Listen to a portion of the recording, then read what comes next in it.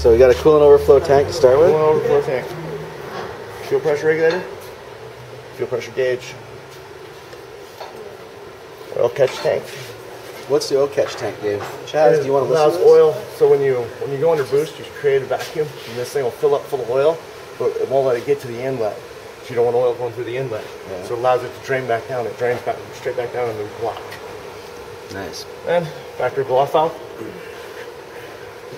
Cold air intake, 3-inch all the way. Filtering the fender. Watch out for deep water. So where do I change the filter? Drop the inner fender down. It's right there. You can see it through here. You have see the air filter? Yeah. It's a little bit fun to get in now. No, whatever. It's that bad. Yeah, it's not that bad.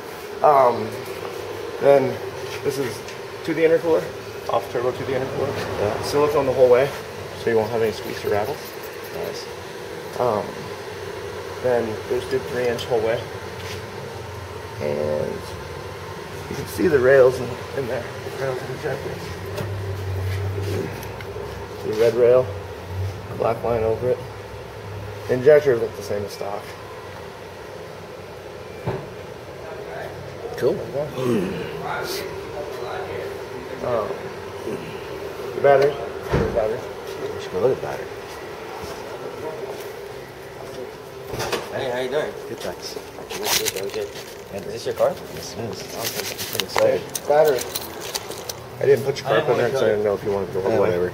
So, and then I never put the bolts on them because they always lock so damn well without it.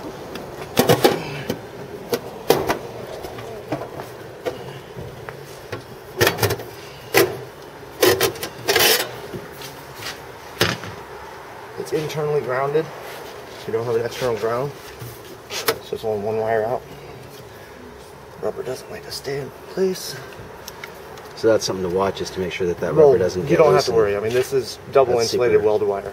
All right. This is highly flexible and extremely strong. It runs through the corner right there. Yeah. I run this so you don't have to worry. It's twice. It's basically a double breaker kit. Nice.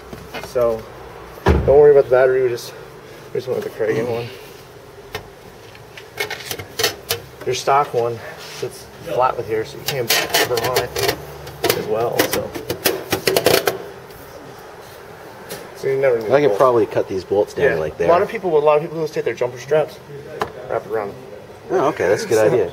And then they just clip. Yeah, I've got jumper straps though, so that's a good place to store the jumper straps. Exactly. What's this? This is your vent line. Ah, vent line. If you get any fumes from the battery, that makes sense. goes straight out. There's a vent hydrogen inside of your trunk, dumps it right out into the ground. Perfect. So you don't have to worry about that. Your turbo timer. Right here, underneath. It's the easiest, most convenient place to put it. And then your e-brake. I got you another leather coming. So when you come back, I'm going to swap that, and then I'll connect your e-brake line. So right now your e-brake will not drop. You know, it won't kill it. The turbo timer. Okay. Let me give you so that's the turbo timer down there. Right there. All right. Let me give you the. Just get on the other side. Tara, you're going to want to follow on this if you want to understand what it does. Settings. Yeah. Yeah, get it on. Okay. It should always be on 30 seconds. If you want it, like if you want to warm your car up, you just want the plus. You just put it at 3. You can lock your doors. Cool. Set your alarm, everything. You don't have to worry. Nobody can steal your car. What I tell people, because you don't have your e-brake set, for a safety purpose, lock your wheel. Makes sense. So that way you don't get in the car and drive off. A lot of people have done that. They get in the car and drive off, and they come around the first corner and like, oh my god! Because the keys are in their pocket. So you can start the car without it? I mean, it just obviously stays on, yeah, but... exactly. But what'll happen is the first time you turn, wheel will lock. So that's why I tell people always lock the wheel first off. I remember you talking about that, like when you had So once I'm replacing this thing, because it's broken to hell. Once we do that, I'm going to run to your e-brake, so then when you kill the e-brake, it'll automatically kill the car. So if anybody jumps in it, tries to take off, you drop the brake, it drops the car.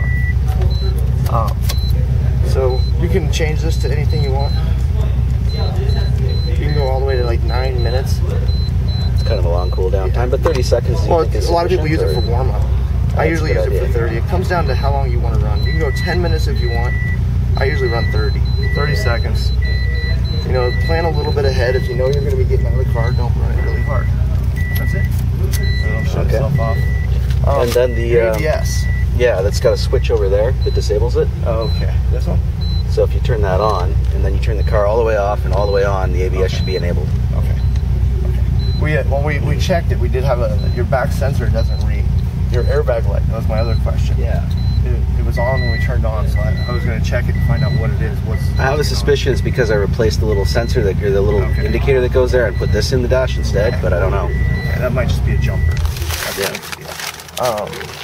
Surely when we put it in, the controller will go right here, but you're not getting the controller yet, because I want you to this clutch to controller. lid. No, the throttle controller. Ah, okay. It'll go right here. Boost wise,